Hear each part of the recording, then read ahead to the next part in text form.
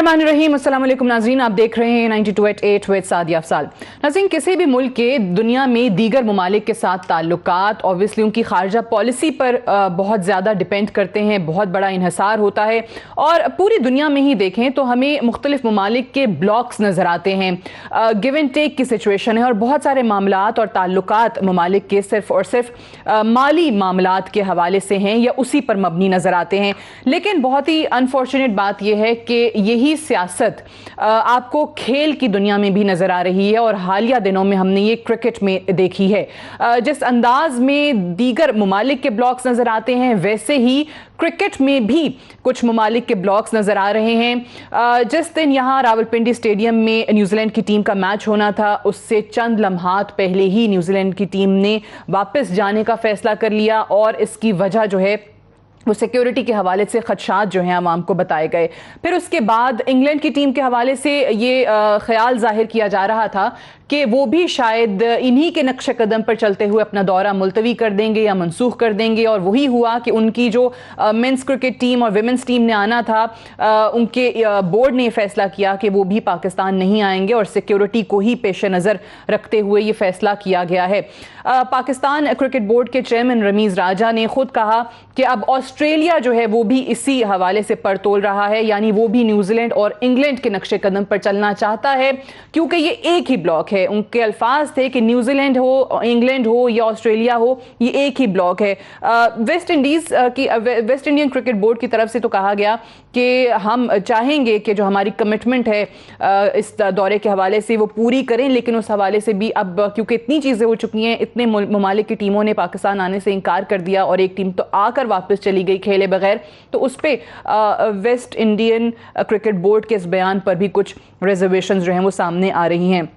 एक तरफ इस टीम ने जब मुलाकात की वज़ीर आज़म इमरान खान से, तो वज़ीर आज़म इमरान खान की तरफ से भी कहा गया कि माज़रत खाना रवैया जो है वो ना अपनाया जाए। क्रिकेट बोर्ड के चेयरमैन खुद ये कहते हैं कि अगर हमारी टीम दुनिया की बेहतरीन टीम होती तो कोई भी इस टीम से खेलने से इनकार नहीं करता।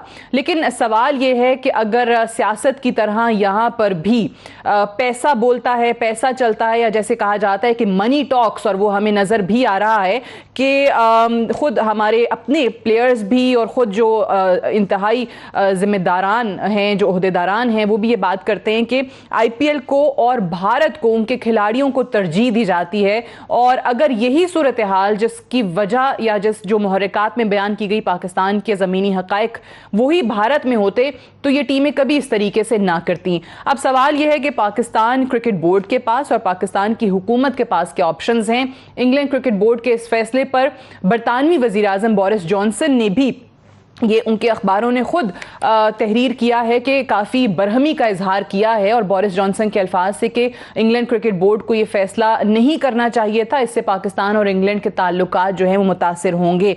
तो क्या हम फॉरेन ऑफिस की सतह पर इस हवाले से, जो कि कुछ हमारे प्लेयर्स की तरफ से राय आ भी रही है कि दोबारा अप्रोच करें आप इंग्लैंड क्रिकेट बोर्ड को, क्या उस पर नजरसानी की जा रही है?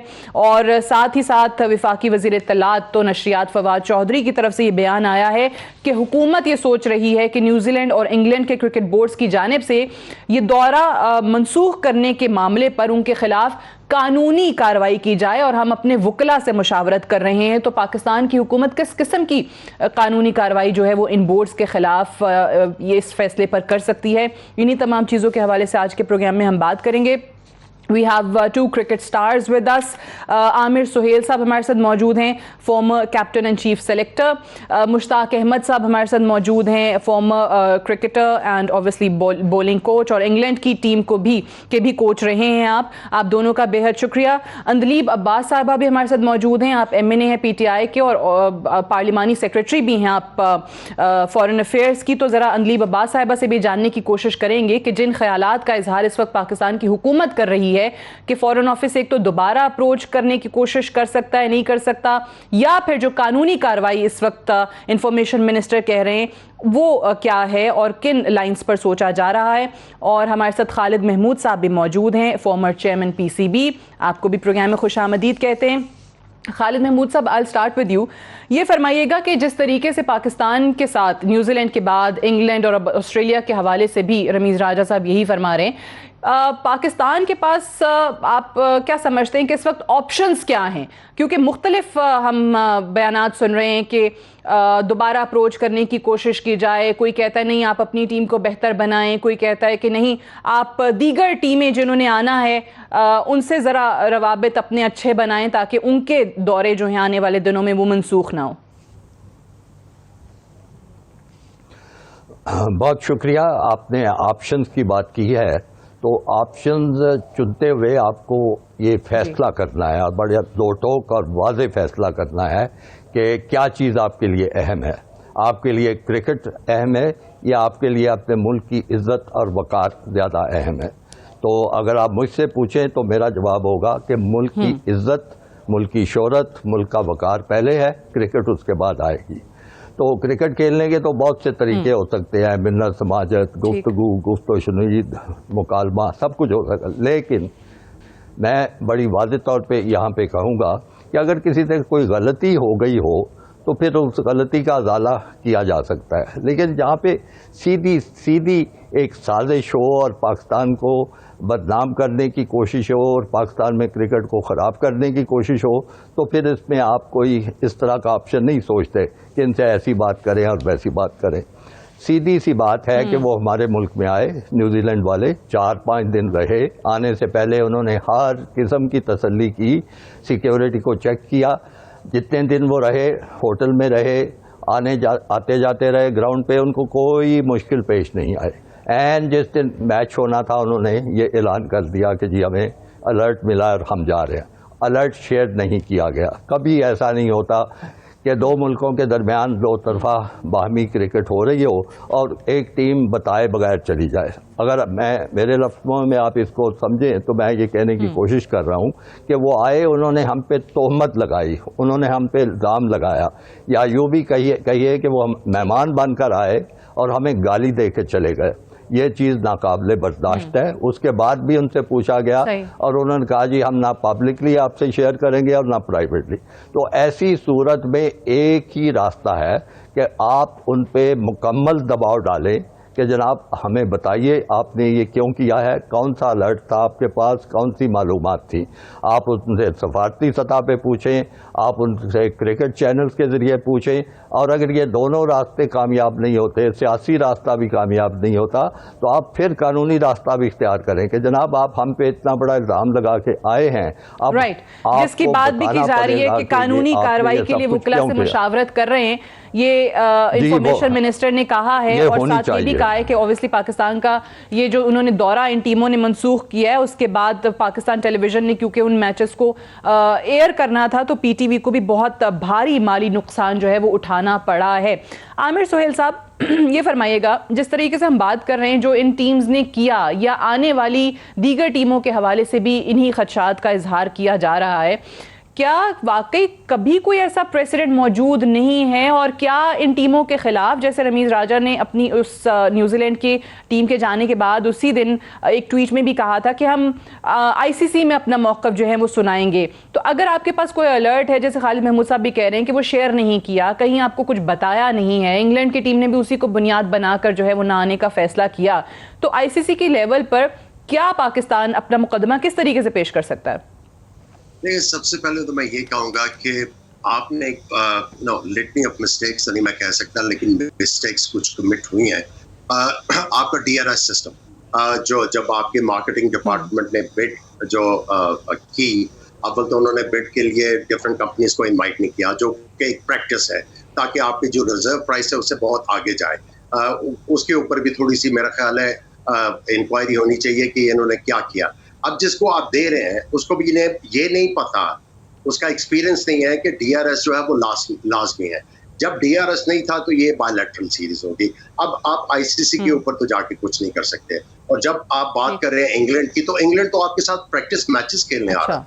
अगर उन्होंने इनकार किया है तो अब आप उसके ऊपर क्या करेंगे? देखिए, आप अगर आप समझ रहे हैं कि हम लोग इनके ऊपर कानूनी चारागोई करेंगे या जो भी करेंगे, लीगल एक्शन लेंगे, आप देखिए कि वो कितने चालाक हैं। न्यूजीलैंड के सीईओ ने फौरन ही प्रेस कॉन्फ्रेंस कर दी कि हम इसको रीस्केड्यूल करेंगे इस सीरीज को। तो उनके पास बहाना तो है उन्होंने तो अपनी जो साइड्स हैं उसको कवर कर दिया। हाँ, हम अपने मुल्क की शोहरत के ऊपर जो नुकसान हमें पहुंचा है उसके ऊपर हम लोग जो है लीगल एक्शन ले सकते हैं, लेकिन एज फार एज ये टूर कैंसिल करने का चक्कर है या इंग्लैंड नहीं आ रही, ये और चीजें हैं। देखिए, मैं ये पहले भी कहता रहा हूं कि हमारी तरफ से गलती हुई, वो ये हुई कि हमें एक चीज का इदराक होना चाहिए था कि जो इवेंट्स हुए हमारी नेबरिंग कंट्री अफगानिस्तान में, और उसके बाद जियो पॉलिटिक्स चेंज हुई है, और ये गवर्नमेंट को पता होना चाहिए था, इसका इदराक होना चाहिए था कि अगर ये हुई है तो एक एंटीसिपेटरी इंटेल भी होती है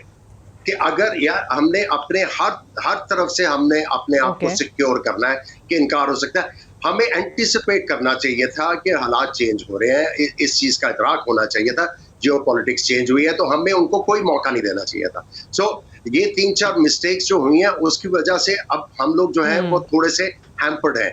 अब हम ये जो चीज कर सकते हैं वो ये है कि हमारा फॉरेन ऑफिस, सही है, आप कह रहे हैं हमारी अपनी गलतियां, लेकिन एक चीज जो आपने कही, स्टेट को अब जो करना है वो करना है सारा कुछ। फॉरेन ऑफिस, उस पे भी आते हैं जी, ठीक है। लेकिन आपने ये बात जो कही मुश्ताक अहमद साहब, आपको भी ये लगता है कि ये जैसा इन्होंने कहा कि भाई वो टीमें तो बहाना बनाकर निकल गईं, अब जो भी रीजंस थे, कहीं और से दबाव था, या जिन ब्लॉक्स की हम बात करते हैं जो सियासत को ले आए हैं इस क्रिकेट के अंदर, वो जीत गए, पाकिस्तान को यहाँ पर नुकसान उठाना पड़ा, लेकिन आईसीसी पर आपको वाकई लगता है कि कोई कार्रवाई नहीं हो सकती, पाकिस्तान की सुनवाई नहीं हो सकती?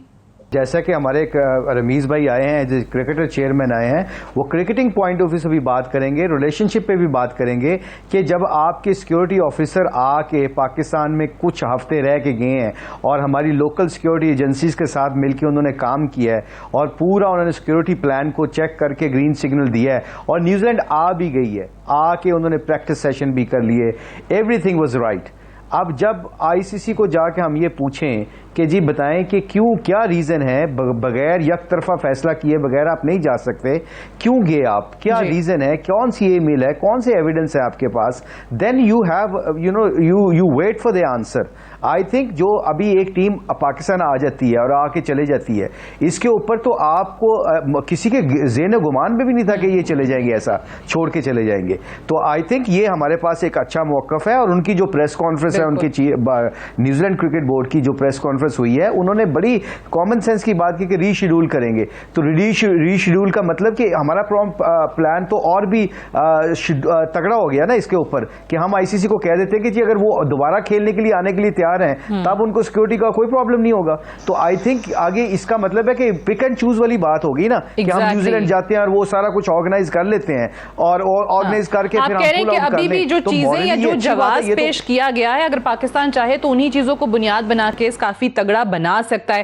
अनफॉर्चुनेटली मुझे आपकी बात यहाँ पर काटनी पड़ी है, मुझे एक ब्रेक के लिए जाना है, ब्रेक से वापस आएंगे तो डिस्कशन को यहीं से आगे बढ़ाएंगे और अनदीप साहिबा से इसी हवाले से बात करेंगे right after this short break. Stay tuned.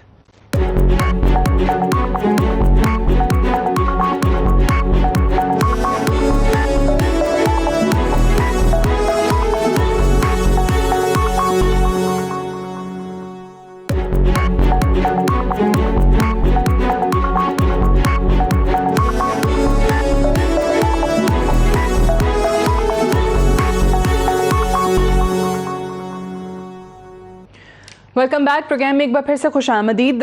इन ममालिक ने जिनकी टीमों ने पाकिस्तान के दौरे मनसूख किए हैं या ना आने का फैसला किया है, उस हवाले से दो आरा जो हैं ब्रेक पे जाने से पहले हमारे सामने आई, जिसपे एक तो आमिर सुहेल साहब ने कहा कि अब तो वो बहाना करके जा चुके हैं, भाग गए हैं, अब आप आईसीसी के फोरम पे कुछ नहीं कर सकते हैं, लेकिन अब जो करना है पाकिस्तान की रियासत ने और फॉरेन ऑफिस ने करना है।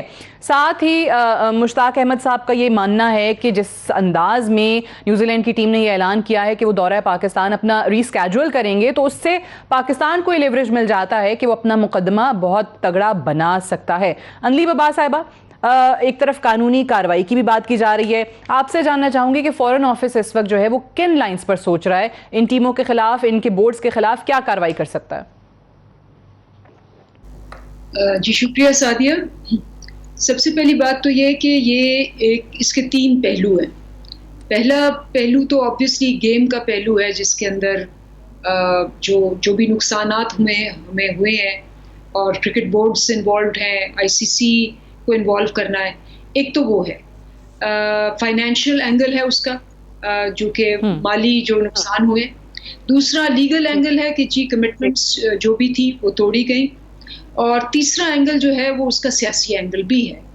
तो हमने इन तीनों को साथ लेके चलना। जो कुछ हुआ उनकी बेस्ड था दो चीज़ें जो हैं वो हमारी जो हमने उठाई भी हैं फॉरेन ऑफिस के ज़रिए।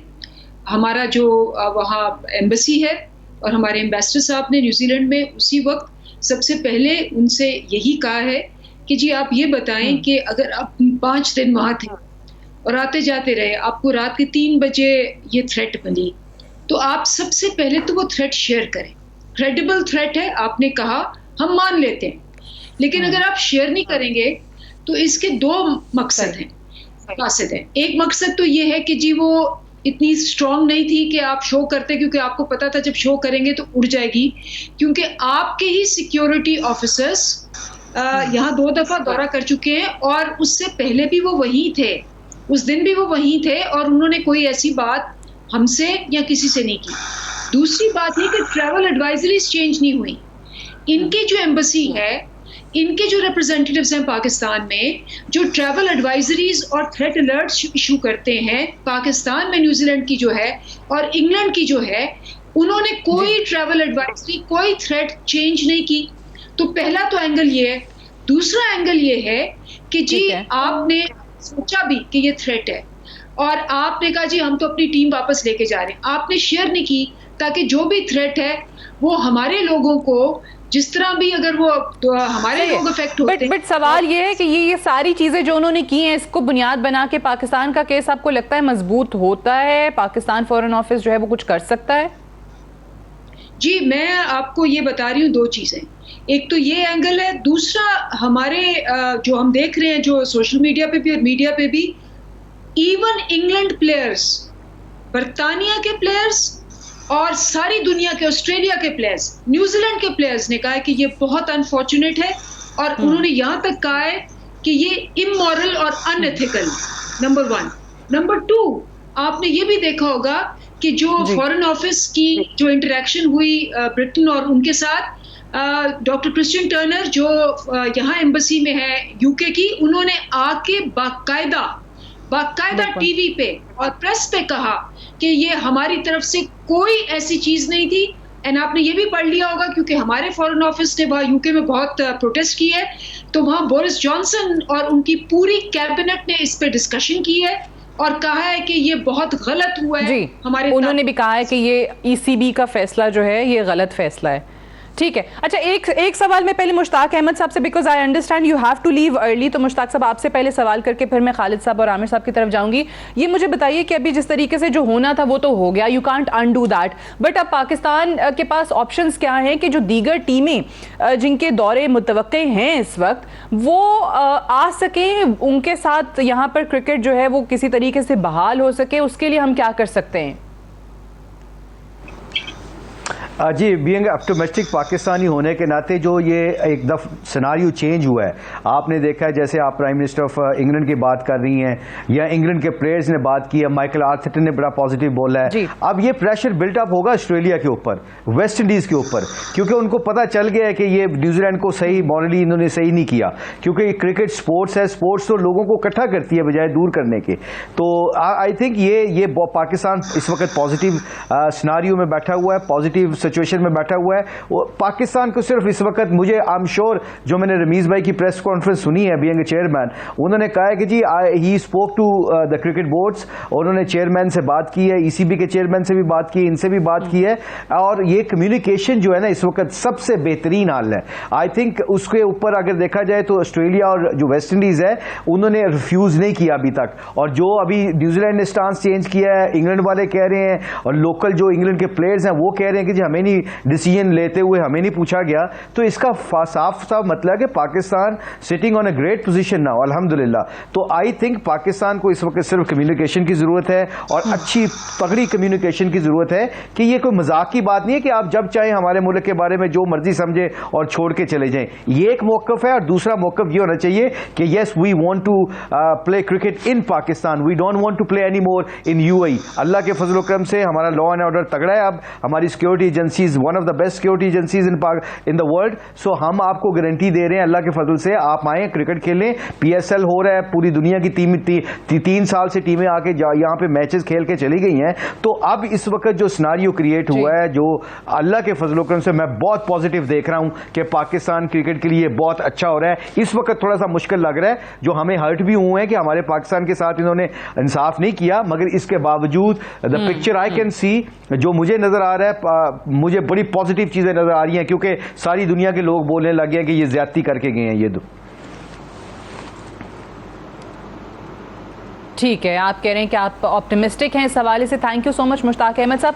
खालिद महमूद साहब, यही बात को आगे बढ़ाते हुए कि कम्युनिकेशन चैनल्स आप ओपन रखते हुए इन ममालिक के क्रिकेट बोर्ड्स के साथ, और इसी चीज़ पर अपना मुकदमा मज़ीद बिल्ड करते हुए, आपको वाकई लगता है कि चलें इंग्लैंड की टीम का वापस आना या न्यूजीलैंड का कहना रीस्केड्यूल करना और दीगर टीमों को भी आप यहाँ ले आएंगे, यहाँ पे क्रिकेट आप जो है वो करवा लेंगे? देखिए, जो कुछ मुश्ताक अहमद का जो ऑप्टिमिज्म है वो अपनी जगह, जो कुछ भी हो रहा है उसमें हमारा कोई अमल दखल नहीं है। जो कुछ भी हो रहा है दुनिया का अपना रद्द अमल है। ज़ाहिर है बड़ी गैर अखलाकी, गैर कानूनी, गैर रवायती हरकत न्यूजीलैंड ने की है। जहाँ तक इंग्लैंड का सवाल है तो इंग्लैंड तो खुद बहुत बुरी तरह फंस गया है सारे मामले में। पहली बात तो ये है कि उन्होंने सिक्योरिटी का बहाना नहीं बनाया था। ये आपके प्रोग्राम में कुछ लोग कह रहे हैं कि सिक्योरिटी, उन्होंने ऐसी बात नहीं की थी। उन्होंने कहा कि हमारे खिलाड़ी जो हैं वो कोई खुश नहीं है इस 2 मैच खेलने पे, तो इसलिए हम इस टूर को कैंसिल कर रहे हैं। तो अब वो कह चुके थे। उसके साथ ही आप देखें कि उनकी प्लेयर्स एसोसिएशन की तरफ से आ गया कि जी हमसे तो किसी ने मशवरा ही नहीं किया। वो उर्दू का बड़ा मशहूर मुहावरा है ना, झूठ के पाँव नहीं होते, तो वो झूठ उनका एक्सपोज हो गया है वहाँ। ये और दूसरी बात यह है कि वो जो एशेज़ में उनको मुश्किलात, एशेज़ सीरीज़ की आ रही हैं, वो एक बहुत बड़ा फैक्टर है, क्योंकि ऑस्ट्रेलिया की तरफ से बड़ी सख्त पाबंदियां हैं। वो खिलाड़ियों की जो फैमिलीज, बाल बच्चे जो हैं, उनको आने की इजाज़त नहीं है। तो इंग्लैंड को अपने खिलाड़ियों को वहाँ भेजने में, राज़ी करने में दुश्वारियाँ पेश आ रही हैं। तो वो अंडर प्रेशर है। अंडर प्रेशर होने की वजह से फिर उनकी हुकूमत को भी इसका नोटिस लेना पड़ा कि एक तरफ तो आपको अपनी मुसीबतें पड़ी हैं, दूसरी तरफ आप अपने एक दौरे कैंसिल कर रहे हैं, तो इसलिए उनकी काबीना का रद्द अमल आया। अब मैं समझता हूं कि हम ताख़ीर कर रहे हैं। हमारे कम्युनिकेशन चैनल जिस तरह के होने चाहिए, तगड़े, मजबूत और फौरी, वो हम नहीं कर पा रहे। 7-8 दिन गुजर चुके हैं। अब तक हमें देखिए, इंग्लैंड जो है वो बड़ा ताकतवर मुल्क है ICC का। अगर ICC में आपको कोई उम्मीद हो सकती है, वो ये हो सकती है कि एक बड़ा मुल्क आपका साथ दे। इंग्लैंड जो है बिग 3 का हिस्सा था। एक तरफ इंडिया था, ऑस्ट्रेलिया था। अकेला इंग्लैंड आपके साथ खड़ा हो जाए कि ज्यादती हुई है, तो फिर आपका केस ICC में भी मजबूत बन सकता है। फिर आप न्यूजीलैंड को भी पकड़ सकते हैं। और सबसे बड़ी बात यह है कि जो कुछ इंडिया ने हरकत की है, कम से कम जो हमारी वजीर दाखिला बता रहे हैं, वजीर इत्तलात बता रहे हैं, उसको मजीद आगे बढ़ाया जाए। मुझे समझ नहीं आती कि अगर वाकई वो जो चीज़ें बताई गई हैं वो हकायक पर मबनी हैं, वो साबित हो सकती हैं, तो अब तक तो सारी दुनिया में हर क्रिकेट खेलने वाले मुल्क में वो इत्तलात पहुंचनी चाहिए। हमारी बाज़ाब्ता एक शिकायत पहुंच जानी चाहिए ICC में। आप कह रहे हैं कि उसमें हम ताख़ीर क्यों करते हैं? यानी our policy in this regard should be offensive, ना कि defensive हो। अच्छा, एक आमिर सुहेल साहब मुझे बताएं कि अभी जिस तरीके से जिस ब्लॉक की हम बात कर रहे हैं, या हम खेल के अंदर, क्रिकेट के अंदर पैसा इन्वॉल्व होता है, ऑब्वियसली इससे भी किसी को इनकार नहीं है। लॉबीज बनी हुई हैं, वो काम कर रही हैं। इनकार करता है पाकिस्तान से खेलने में कि पाकिस्तान में भी नहीं खेलेंगे, इंडिया में भी नहीं खेलेंगे, न्यूट्रल ग्राउंड पे भी नहीं खेलेंगे। ऑब्वियसली वो सारी चीज़ें 1 by 1 हम देखते हैं कि वो एक्सेप्ट होती चली जाती हैं। कहाँ किसकी बात मानी जाती है वो भी हमारे सामने है। बट इस चीज़ से पाकिस्तान अपने आप को कैसे निकाल सकता है, यानी कामयाब किस तरीके से हो सकता है? आप जानते बूझते कि कौन कौन सी लॉबीज कहाँ कहाँ पाकिस्तान के अगेंस्ट काम कर रही हैं? देखिए, सबसे पहले तो जैसे ही उन्होंने टूर कॉल ऑफ किया था, उसी वक्त मैंने कहा था कि क्विक फिक्स इसका जो है, आप जिम्बाब्वे को बुलाएं या श्रीलंका को। आप स्टेट को बात करनी थी, क्योंकि क्रिकेट बोर्ड की चल नहीं रही, क्योंकि इस वक्त जो है वो डिफरेंट क्रिकेट बोर्ड जो है वो प्रेशर में आ गया। मैंने पहले भी कहा था कि क्रिकेट बोर्ड में थोड़ी सी कोताहियां हुई हैं, जिसकी वजह से लेवरेज अगले ले गए। लेकिन अब स्टेट के ऊपर सारा ऑनस आता है कि वो क्विक फिक्स करें। अब देखिए, अभी अभी अंजलीब साहबा कह रही थी कि हम लोग कानूनी चारागोई करेंगे। इनको पता होना चाहिए जब भी कोई कॉन्ट्रैक्ट होता है उसमें फोर्स मेजोर होता है। जब फोर्स मेजोर के बहाने के ऊपर आप बड़ा कुछ कर सकते हैं। यहाँ पे स्टेट लेवल के ऊपर आपने प्रेशराइज करना है, आपने बताना उनको कि we are capable of securing anything and everything for the touring side. ये जो जितना भी ये सारा मुझे जो नजर आ रहा है, दिस इज पॉलिटिकल। देखिए, इसमें आप किसी के ऊपर फिंगर पॉइंट करें या कुछ करें, लेकिन आपको लार्जर पिक्चर देखनी है कि उन्होंने करना क्या चाहा है यहाँ पे पाकिस्तान के साथ। आपको डिफेम किया उन्होंने, आपकी जो इतनी मेहनत थी इंटरनेशनल क्रिकेट रिवाइव करने की। आप देखें कि आपके बाजवा साहब ने जब कहा, आर्मी चीफ साहब ने, कि मैस आर्म फोर्सेस जो है वो सिक्योरिटी प्रोवाइड करेगी स्टेट लेवल की, पीएसएल से कतरा डाला और उसके बाद आपके पास टीमें आनी शुरू हुई। तो इन्होंने उसके ऊपर डेंट डालने की कोशिश नहीं, आमिर सुहेल साहब, माजरत के साथ आपकी कतरा कलामी कर वो हमने देखा भी, वो विजुअल्स आई एम श्योर आपकी नज़र से भी गुजरे होंगे कि जो उनको सिक्योरिटी फराहम की गई, जो हमारी टीम्स यहाँ पर जो भी आती हैं उनको होटल से लेके ग्राउंड तक, ग्राउंड से वापस होटल तक, जिस अंदाज में सिक्योरिटी फराहम की जाती है, वहाँ तो कहते हैं भाई परिंदा भी पर नहीं मार सकता, आम पाकिस्तानी तो जाना दूर की बात है। तो उसके बावजूद भी उस चीज को बहाना बनाया। यही मैं आपको अर्ज कर रहा हूँ, मैं यही अर्ज कर रहा हूँ कि बाकी भी टीमें सडनली ये चेंज ऑफ इवेंट्स किस तरह हुआ।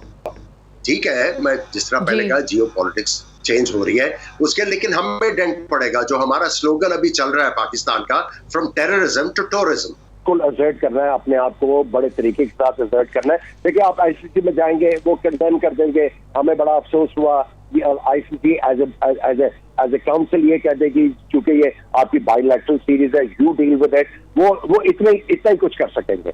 आप एज ए स्टेट जब तक अपने आप को एक्सर्ट नहीं करेगी, आई थिंक कि आपको मसला आएगा।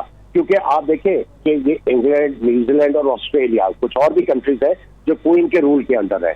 अब आप अगर वेस्ट इंडीज की बात करते हैं तो अभी भी वहां पे कुछ कंट्रीज जो है वो ब्रिटिश रूल के अंदर है, वो क्वीन के रूल के अंदर है। सो आपको खतरात तो है कि आगे ऑस्ट्रेलिया और ये वाली टीमें भी इनकार कर सकती है। तो आई थिंक खतरात तो हैं कि आगे दूसरी टीमें भी जो हैं वो अपने दौरे से पीछे हट जाएंगी, इसके चांसेस बहरहाल मौजूद हैं। एक चीज़ अभी आमिर सुहेल साहब ने कही थी पहले, अंजलीब अब्बास साहिबा, कि ऑब्वियसली ये हम सब जानते हैं कि पाकिस्तान के जो हालात हैं, जो खित्ते के हालात हैं, अफगानिस्तान में तालिबान के टेक ओवर के बाद, अमेरिका के यहाँ जाने के बाद, वो पूरी तरीके से स्केपगोट पाकिस्तान को बनाने की कोशिश की गई, बट वो हो ना सका और ज़ाहिर हजीमत का सामना अमेरिका को ही उठाना पड़ा। लेकिन उसके बाद ये चीज़ें यके बाद दीगरे होना शुरू हो गई, तो ऑब्वियसली डॉट्स कनेक्ट किए जा रहे हैं, इसको इस चीज़ से लिंक किया जा रहा है।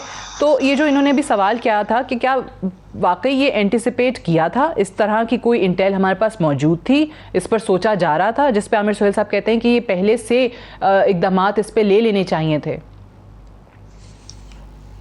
सादिया, पहली बात तो ये है कि क्रिकेट बोर्ड ने कांस्टेंट कम्युनिकेशन थी न्यूजीलैंड के साथ। तकरीबन ये जो हालात खित्ते के हैं ये कोई 1.5-2 महीने से है और बिल्कुल पाकिस्तान का एक स्टांस है और उसकी एक जियोपॉलिटिकल इम्प्लिकेशन भी है, जिसमें हमारी फैटफ पे हमें, मतलब हम शायद सबसे आगे हैं कंप्लायंस में, लेकिन अभी भी हम ग्रे लिस्ट पे हैं, रेड लिस्ट में हमें रखा गया इंग्लैंड की वजह से। सो एक प्रेशर तो है, बिकॉज ये कभी हुआ नहीं पाकिस्तान में कि पाकिस्तान ने इस तरह से अगेंस्ट दिस, स्पेशली जब अफगानिस्तान की लास्ट वॉर हुई थी तो हम उनके कहने पे आ गए थे, इस दफ़ा हम नहीं आए और हम पार्टनर्स इन पीस हैं, पार्टनर्स इन कॉन्फ्लिक्ट नहीं होंगे। ये हमारी बड़ी क्लियर पॉलिसी है और हमें पता है कि इसके रिप्रिकॉशंस होते हैं और कई दफ़ा कौमों को कुर्बानियाँ भी बहुत देनी पड़ती है। फैटफ के अंदर होना कोई आसान बात नहीं है, जो हमने जिस तरह से उसकी की है। लेकिन आपको भी पता है कि इंडिया ने खुल्लम खुल्ला अब तो मान लिया है, हम तो कहते थे, उन्होंने मान लिया है कि जी हम IMF की वो जो शरायत हैं या जिस तरह फैटफ का आपने कहा कि वो आर्म ट्विस्टिंग इज देयर, बहरहाल मौजूद है अभी। देखिए, बात ये कि we are in the hybrid war. अब जब आप कहते हैं 5th जनरेशन वॉरफेयर है, तो उसके अंदर फिर इंटरनेशनल इंस्टीट्यूशंस को यूज करके, फिरका वारियत को यूज करके, साइबर टेररिज्म को यूज करके और स्पोर्ट्स डिप्लोमेसी को खराब करके ये सारे एलिमेंट्स होते हैं हाइब्रिड वॉर के। और यहाँ इन्होंने बिल्कुल कोई इंडिकेशन नहीं थी, कांस्टेंट कम्युनिकेशन थी बोर्ड्स की, और वो आ गए, बड़े आराम से आए, 5 दिन रहे, जो सबसे बड़ा इंडिकेटर है। और उसका अब उनको जवाब भी नहीं, और बहुत वो they are on the wall all of them.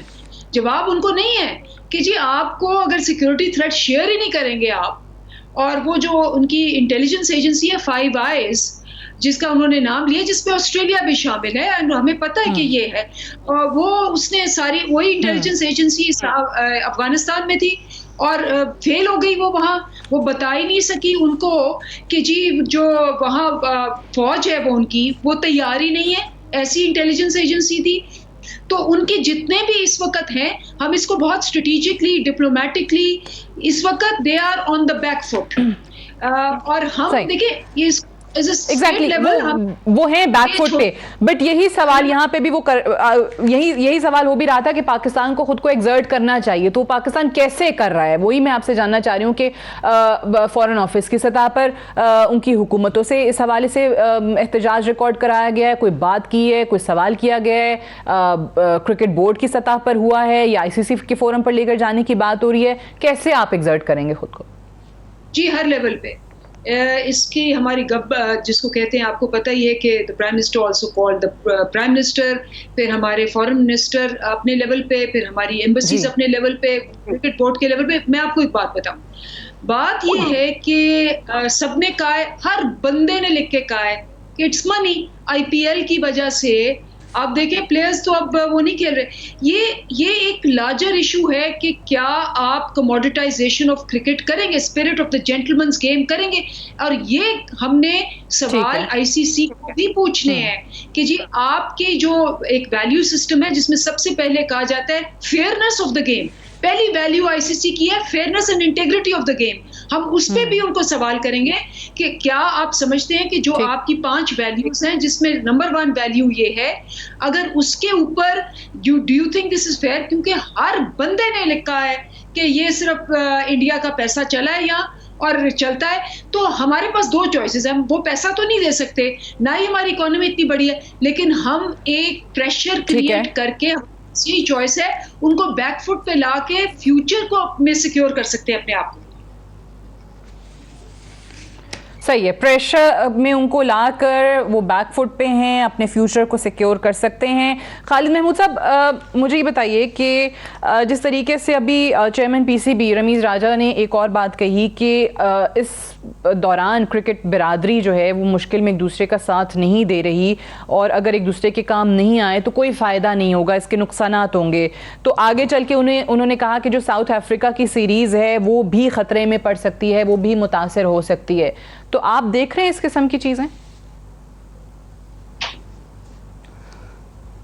जी सादिया साहिबा, मैं तो जो कुछ देख रहा हूं, मैं फिर आपको खुलासा उनका बयान कर देता हूं कि हम यहाँ अपने मुल्क में बैठ के बहसें कर रहे हैं, अपने मुल्क में बैठ के बयान दे रहे हैं, एक दूसरे के साथ जोरदार गुफ्तगू कर रहे हैं। जो चीज़ें करने वाली हैं उनमें से एक चीज़ भी नहीं हो रही। अब तक हमें इंग्लिस्तान को इस मामले में इन्वॉल्व करके उस माहौल को इस्तेमाल करते हुए उस इशू को वहाँ उठाना चाहिए था। हम ICC करते जा रहे हैं, ICC में जाएंगे, ये करेंगे। अब तक ICC के इजलास बुलाने का कोई नोटिस भी नहीं हुआ। हमने कोशिश नहीं की कि उसका गैर मामूली इजलास बुलाया जाए ताकि इन इश्यूज़ को हम लेके वहाँ जाएं। हमने अपने मुल्क में वज़ीरों की सतह पे प्रेस कॉन्फ्रेंस कर दी, ये साबित करने की कोशिश की कि हिंदुस्तान इसमें इन्वॉल्व है, उन्होंने ईमेल भेजी हैं, फलाना काम किया है। ये अब तक हमने दुनिया के किसी जगह और नहीं बात को पहुँचाया, उन सारे सबूतों को अपने पास रख के बैठे हुए हैं। मुझे समझ नहीं आती कि ये सब कुछ हम कह रहे हैं तो उस पर अमल क्यों नहीं कर रहे। एक जगह भी कुछ नहीं हो रहा और हम इतनी देर करते चले जाएंगे। जब सारी दुनिया के जज्बात बिल्कुल ठंडे हो चुके होंगे तो फिर उसके बाद हम 2-3 तकरीरें करके खामोश होके वापस आ जाएंगे। ये बड़े ज़बरदस्त आपने नुकात उठाए। आप कह रहे हैं कि टॉक शोज भी हो रहे हैं, यहाँ पर बात भी हो रही है, लेकिन जो चीज़ होनी चाहिए थी वो नहीं हुई, जिसमें आपने पहले ही कह दिया था कि ताख़ीर हो गई है। आईसीसी का कोई गैर मामूली इजलास नहीं बुलाया गया या उसके लिए कोशिश हमने नहीं की, कोई नोटिस नहीं हुआ। इंग्लैंड को खालिद महमूद साहब कहते हैं कि जी अभी तक इस मामले पर उनसे रवाबित कायम हो जाने चाहिए थे, इस पर बात हो जानी चाहिए थी, वो नहीं हुआ। वफाकी वुज़रा यहाँ पर बहुत सारे प्रेस कॉन्फ्रेंसेस करते हैं, वो बताते हैं, इंडिया के मुलव्वस होने की भी बात की है, उसके सबूत शवाहिद क्या किसी फोरम पर पाकिस्तान ने फराहम किए हैं, खालिद महमूद साहब कहते हैं वो भी नहीं हुआ। ये बड़े अहम नुकात हैं, इस पर भी बात करेंगे। I have to go for a break से वापस आएंगे, डिस्कशन को यहीं से कंटिन्यू रखेंगे। Stay tuned.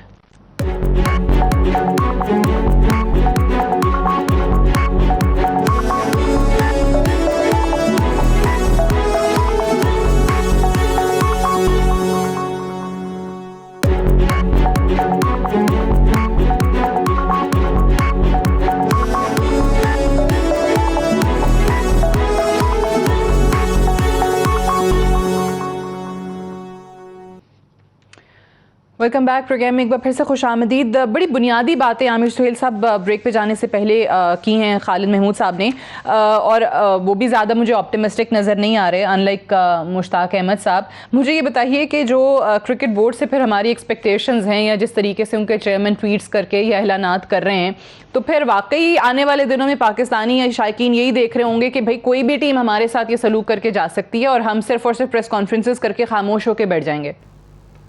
देखिए, इस वक्त काम यह है कि कम बोलें और आपने काम ज्यादा करना है। जब आप ज्यादा बोलेंगे तो उसमें गलतियां होंगी।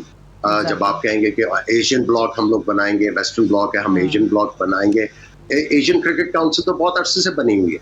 उसके बाद जब आप एशियन ब्लॉक की बात कर रहे हैं तो उसका तो बिग फॉर्म तो जो है वो इंडिया है।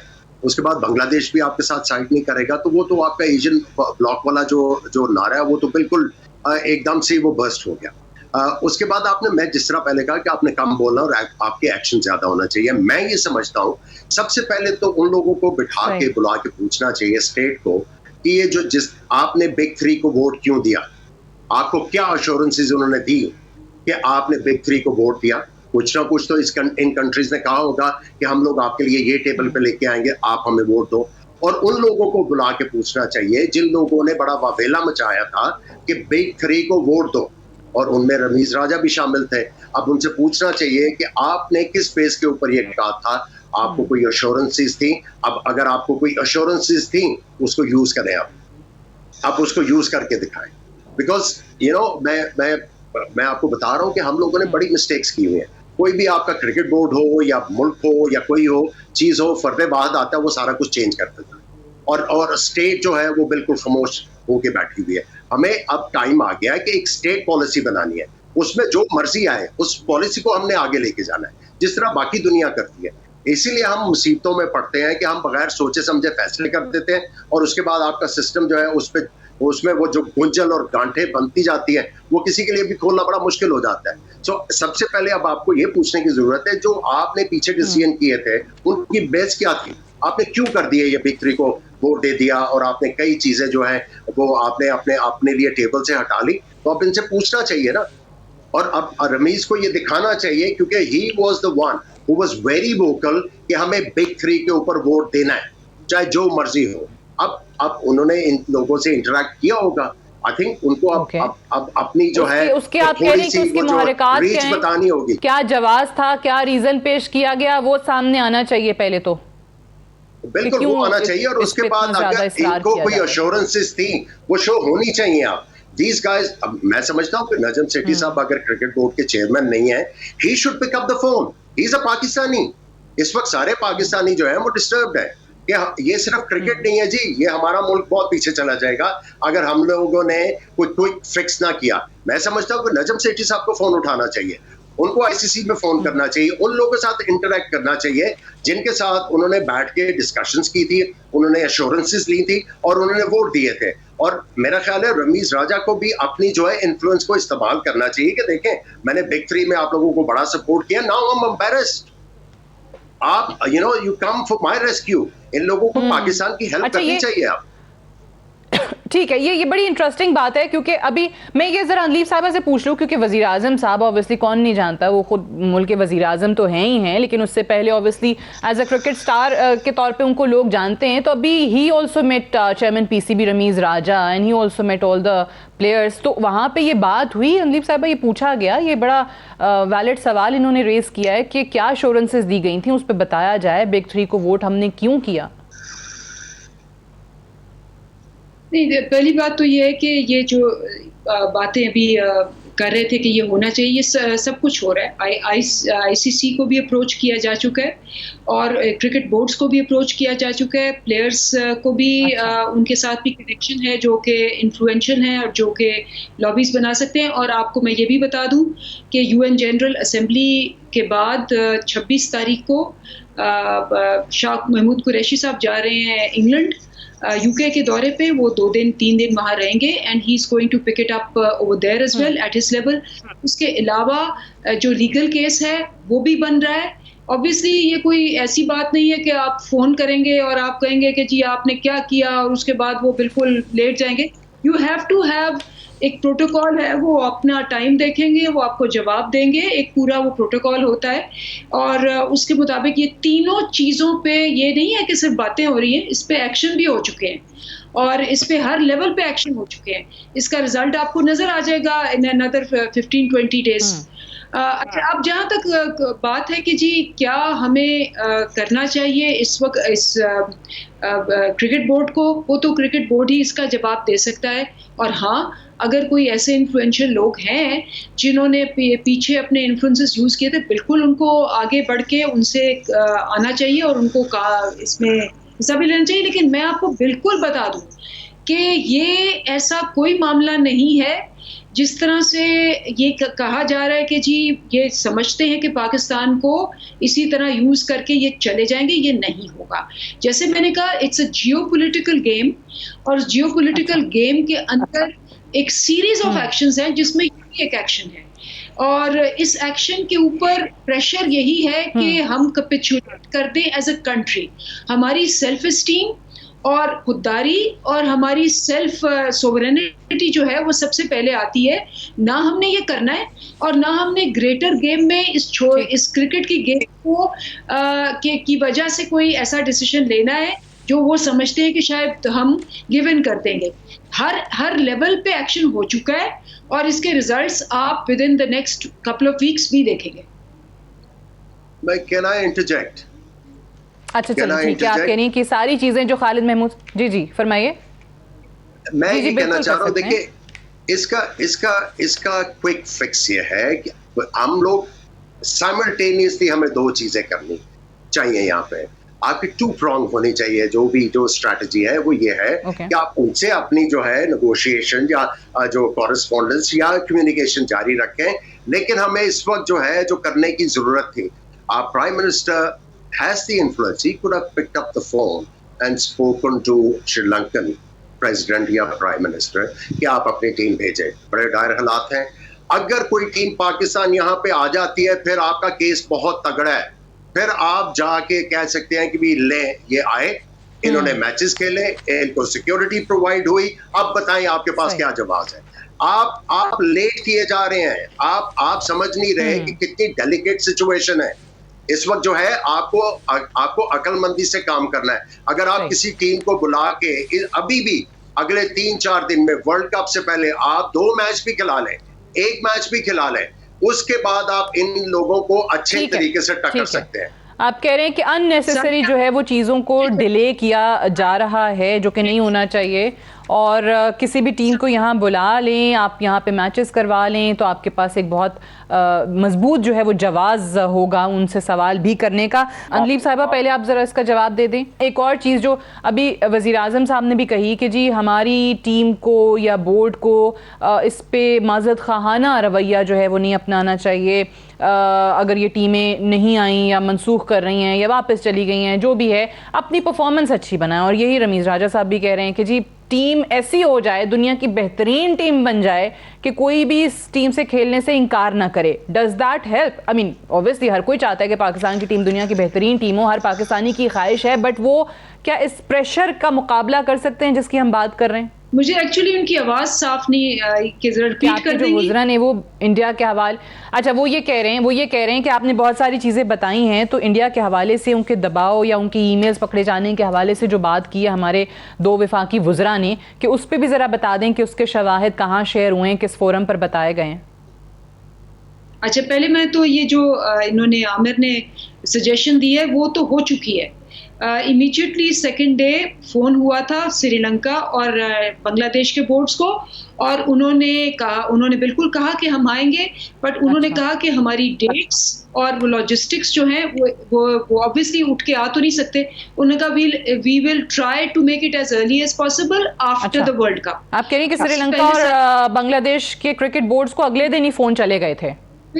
अगले दिन ही फोन हुआ, उन दोनों ने कहा हम आएंगे, लेकिन आपको भी पता है कोई भी टीम उठ के वो उस तरह से नहीं आ सकती, कमिटमेंट्स होती हैं। उन्होंने कहा जी हम वर्ल्ड कप तक पूरे कमिटेड हैं और हम उसके बाद बिल्कुल आप जहां भी जिस स्लॉट में mutually available. Sri Lanka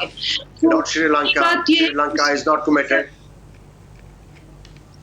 not Sri Lanka, देखिए श्रीलंका हाँ, Sri Lanka is not committed, they are free. मैं अपनी बात कंप्लीट कर लूं तो फिर ये वो कह रहे हैं श्रीलंका इज नॉट कमिटेड। जी फरमाइए। हम श्रीलंका फोन करके अब कहेंगे कि जी अगर आप कहते हैं कि हम कमिटेड हैं, कमिटमेंट का ये मतलब नहीं होता कि आप इंटरनेशनल कमिटेड हैं, सिर्फ उनके अपने लोकल बहुत सी चीजें चल रही होंगी प्रेपरेशन के लिए। आप हम उनको फोन करके कहें कि आप झूठ बोल रहे हैं, हमने देखा है कि आप कमिटेड नहीं है। हमने एक पूरी उनको कहा, उन्होंने एग्री किया। आप जिस तरह से हम अगर ऑब्वियसली अगर हमारी पोजीशन भी इंडिया जैसी हो एंड हम एक्सक्लूसिव वो करके, अगर क्रिकेट पिछले 10 साल में इतनी डेवलप होती कि हम वो ऑफर करके उनको बिल्कुल एक्सक्लूसिव कर देते कि वो कहीं और नहीं, तो फिर तो पॉसिबल होता। लेकिन 10 साल से हमारी क्रिकेट का जो हाल था वो आप ही जानते हैं कि हम इस पोजीशन में नहीं है कि हम उनको मनी ऑफर करके वहां से हम विड्रॉ कर लें। पहली बात। दूसरी बात ये है कि जो हमने शवाहिद किए, ये शवाहिद हमने हर लेवल पे उनको न्यूजीलैंड वालों को भी पेश किए, उनके बोर्ड को भी भिजवाए हैं। हम आईसीसी के लिए भी उनको बिल्कुल हमारा डॉसियर तैयार है। हम यूएन पे हर जगह पेश कर रहे हैं। हर जगह पेश कर रहे हैं। और ऑब्वियसली वो कह रहे हैं कि यूएन के फोरम पे और आईसीसी के फोरम पे वो डॉसियर्स जो हैं वो फराहम किए जाएंगे।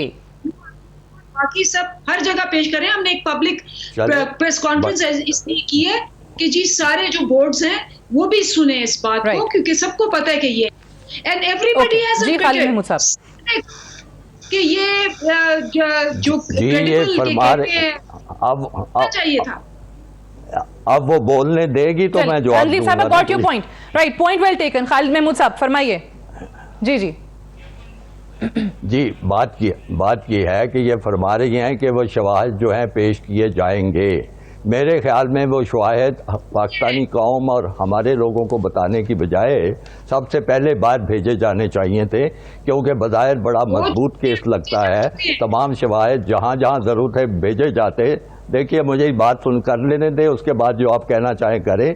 बात ये होगा कि हमें बताने का क्या फ़ायदा था, वो तो सबसे पहले बाहर जाने चाहिए थे और उसके बारे में जो भी कार्रवाई आप करना चाहते थे वो करनी चाहिए थी। फिर ये भी बता दें कि कहाँ से एक एक्स्ट्राऑर्डिनरी इजलास जो है, क्योंकि गैर मामूली जो सूरत हाल होती है वो गैर मामूली इकदाम का तकाजा करती है। क्या हम इंतज़ार करेंगे 3-4 महीने के बाद कभी आईसीसी होश आएगी, जागेगी, वो इजलास करेगी, हम वहाँ पे तकरीर करेंगे, वो हमारी तकरीर पे ताली बजाएंगे?